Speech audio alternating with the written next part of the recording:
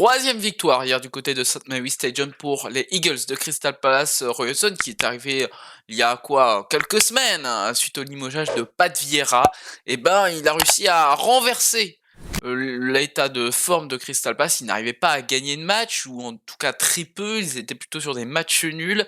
Et en tout cas, Crystal Palace a réussi à repasser un cap et à rejoindre un petit peu les clubs du milieu de tableau pour enfin sortir de cette course pour le maintien, parce que là ils sont à 39 points si on regarde le classement de la première ligue actuelle, non pardon, 36 points. Ils sont à 3 points de Chelsea avec 39 points. Donc oui, là on peut dire que c'est bon, Crystal Palace est maintenu.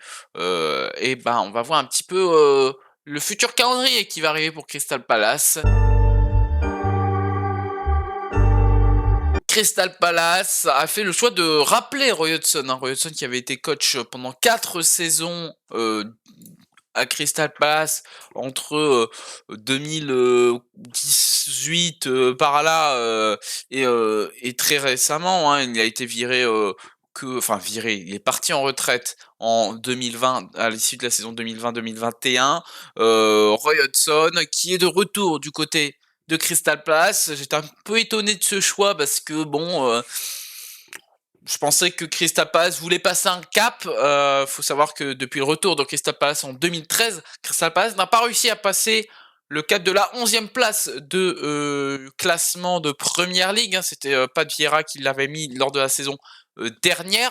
Roy Hodgson, en 4 saisons du côté de Crystal Palace, il n'avait pas fait mieux que la 14e place. Bon, il avait quand même obtenu un quart de finale de FA Cup en 2018-2019. En tout cas, un choix assez étonnant de rappeler Roy Hodgson. Je pensais vraiment que Crystal Palace allait tenter quelque chose, surtout que on a une philosophie quand même assez intéressante depuis 1 ou 2 ans du côté de Crystal Palace que j'aime beaucoup. J'aime beaucoup leur recrutement du côté de Crystal Palace. C'est intéressant les joueurs qu'ils ont. Voilà, avoir recruté Eze, c'est très intéressant. Ils ont quand même pas mal de jeunes. Ils ont Olysée, pardon, Michael Olysée, c'est très intéressant. Ça, ils avaient recruté dans les buts Sam Johnstones. Voilà, il y a des joueurs intéressants. Il y a Tyreek Mitchell aussi qui est pas mal. Voilà, il y a vraiment des joueurs intéressants du côté de Crystal Palace. Et c'était surtout devant que ça fonctionnait pas. Hein. Jordan Ayew, c'était plus trop ça. Hudson Edouard, pareil, ça marquait pas énormément de buts. Zaha, il fait pas rêver, hein. Moi, il m'a jamais fait rêver Wilfried Zaha, donc forcément, voilà, c'est compliqué. Mais en tout cas, il y avait des choix de prix. Il y a eu Mateta qui avait été recruté l'hiver dernier, l'hiver dernier de la saison passée, donc c'était en 2022. Il y avait des choix intéressants du côté de Crystal Palace, mais ça fonctionnait pas forcément. Et là, Roy Hodgson est revenu avec des idées, et bizarrement ça fonctionne plutôt bien. Voilà, Crystal Palace enchaîne les victoires. Hein. Roy Hodgson était revenu pour le match du 1er avril, victoire contre Leicester à Selhurst Park. Il arrive à domicile, donc c'est bien. C'était un but tout d'abord de Ricardo Pereira pour Leicester, ensuite CSC de Daniel Iversen, et ensuite but à l'arraché de Jean-Philippe Mateta à la 90+4. Donc ça faisait la première victoire de Roy Hodgson avec son retour, et ensuite on a la réelle démonstration, et ce qui a fait que j'ai fait une vidéo sur Leeds, n'hésitez pas d'ailleurs à aller la voir, qui est sortie mercredi dernier. Voilà, ça m'a inquiété surtout pour l'état de forme de Leeds United, mais très intéressant pour Crystal Palace. Crystal Palace, victoire 5-1 à l'Elland Road, 5-1 à l'extérieur, avec un but de Marc Guéhi, doublé de Jordan Ayew, but de Eze, Edouard. Ce qui bloquait avec Pat Vieira, c'est qu'il n'y avait pas forcément de but. Et là, vraiment, on voit que les attaquants marquent. Voilà, j'avais dit Mateta, du coup, pour le match contre Leicester. Edouard a marqué, Eze a marqué, Ayew a marqué. Eze qui a marqué un doublé hier contre Southampton.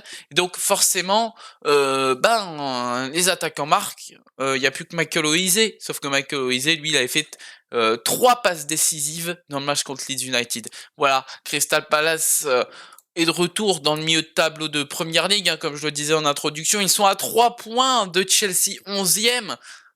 Est-ce que c'est vraiment que Crystal Palace est vraiment en très bonne forme ou juste que Chelsea est très nul? Je ne sais pas, mais en tout cas c'est très intéressant de voir que Crystal Palace, avec la très mauvaise forme de Chelsea, la très mauvaise forme de Fulham, la très mauvaise forme de Brentford en ce moment qui sont sur 3 défaites de suite, et pourquoi pas essayer de miser un top 10. Franchement, le top 10 est possible pour Crystal Palace.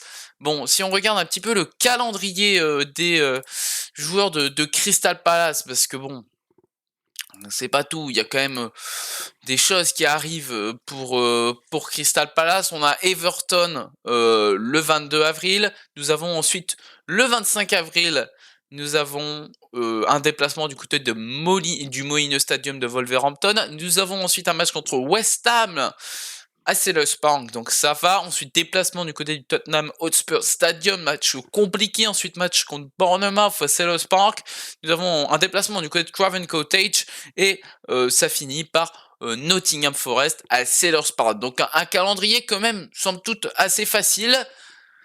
Facile, à part le match contre Tottenham qui risque d'être compliqué. Facile, oui, mais on a un concurrent direct quand même pour ce peut-être top 10 là possible avec Fulham. Mais on a des équipes avec du coup Everton, Wolverhampton qui est un peu sorti du combat pour le maintien, mais on va dire Everton, West Ham, Bournemouth, Forest, 4 équipes qui sont dans ce combat pour le maintien, donc ça va être des points peut-être difficiles à récupérer, et du coup on aura peut-être un combat pour ce milieu de tableau avec Fulham et Wolverhampton.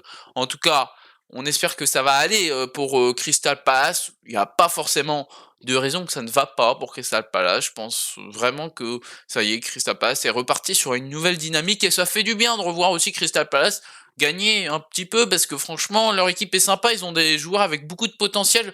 J'aime vraiment bien les recrutements qu'ils ont fait les dernières années. C'est pareil, hein, prendre Doucouré au milieu de terrain, tchèque hein, bien évidemment, je parle pas de Doucouré de Everton. C'est vraiment ouais franchement j'aime beaucoup ce qui se passe du côté Crystal Palace. Voilà, il y a encore quelques postes où c'est pas fabuleux, hein, notamment Schlupp, peut-être essayer de prendre un joueur pour remplacer Schlupp parce que bon il fait pas non plus rêver. Je trouve, et bon peut-être aussi prendre un vrai goléador devant parce que bon Edouard bon ça va il marque hein, mais bon c'est vrai qu'il fait pas, je pensais qu'il serait beaucoup plus fort quoi. Donc voilà. En vrai, je me dis, signer un Danny Ings aurait été bien pour Crystal Palace. Danny Ings, c'est un mec qui marque tout le temps. Bon là, il est pas forcément en grand éclat du côté de West Ham, il vit des mois un peu compliqués, mais ça aurait été pas mal de relancer Danny Ings. Voilà, mais bon, au pire, il y a des mecs à aller chercher en Championship qui marquent, donc pourquoi pas cet été. En tout cas, ouais, la défense, ça va, bon, on a Marguerite et Andersen en défense, ça va. Marguerite, il y a du potentiel, donc ouais, j'aime bien cette équipe qui ouais, qui joue au ballon, qui tente des contre-attaques, voilà, qui en plus du coup avec Eze et Michael Olise, il y a une petite fraîcheur devant qu'on aime bien. Ils sont bons aussi sur les coups francs, enfin sur les coups de pied arrêtés. Donc ça aussi c'est pas mal des équipes qui sont bons sur les coups de pied arrêtés parce que ça permet d'obtenir des points. Et c'est vrai que du coup c'est plutôt pas mal. Enfin bref, voilà tout ça pour dire que Crystal Palace est de retour. Crystal Palace ne va plus lutter pour la relégation cette saison. Crystal Palace est là pour le milieu de tableau, voire le top 10. Incroyable, c'est pas ce que on aurait dit après des mauvaises performances avec Pat Vieira, hein, parce que avec Pat Vieira, il y avait très peu de victoires depuis janvier. Hein. Et depuis janvier, ça se faisait tartiner. Hein. Clairement, défaite 4-0 contre les Spurs, défaite 1-0 contre Chelsea. Il y a eu quand même match nul contre Manchester United et Newcastle. Ensuite, il y avait une défaite contre Manchester United. match nul contre Brighton, match nul contre Brentford, match nul contre Liverpool, défaite contre Aston Villa, défaite contre City, défaite contre Brighton, défaite contre Arsenal. Voilà, ça faisait beaucoup de défaites et de matchs nuls, mais il faut prendre des points, donc les victoires c'était important. Et là on est sur 3 victoires d'affilée, alors que bon certes c'est contre des personnes des clubs de bas de tableau, mais bon, c'est important de prendre des points et ça permet de redonner un peu de confiance aussi aux joueurs qui en avaient énormément besoin. Voilà, merci de m'avoir suivi, on se retrouve très vite pour une prochaine vidéo. N'hésitez pas à me suivre sur cette chaîne, bien évidemment, pour plus de contenu. On se retrouve donc la semaine prochaine pour une vidéo encore sur des clubs qui luttent pour le maintien. Voilà, n'hésitez pas à aller voter dans les sondages que je mets dans l'onglet communauté. Voilà, c'est important, comme ça on fait un peu d'interactivité et comme ça je vois un petit peu ce que vous voulez sur la chaîne et en même temps ce que moi je pense faire. Et comme ça voilà, on fait un mix des deux et comme ça on choisit les prochaines vidéos. N'hésitez pas à liker cette vidéo, la partager à tous vos amis, c'est important pour faire grandir la chaîne. Voilà, n'hésitez pas à donner votre avis dans les commentaires sur cette saison de Première Ligue, sur mes vidéos, surtout. Voilà, c'est important. N'hésitez pas à aller me suivre sur mon compte Twitter, voilà, à aller sur ma chaîne Twitch où j'ai relancé une carrière FM avec une database de 2012. Voilà, j'ai pris Liverpool. Objectif, faire gagner une Première Ligue à Steven Gerrard. N'hésitez pas à me rejoindre. On va bien s'amuser. Rejoignez-moi sur le Discord pour plus d'informations et pour qu'on puisse échanger. On se retrouve très vite pour une prochaine vidéo. Goodbye tout le monde.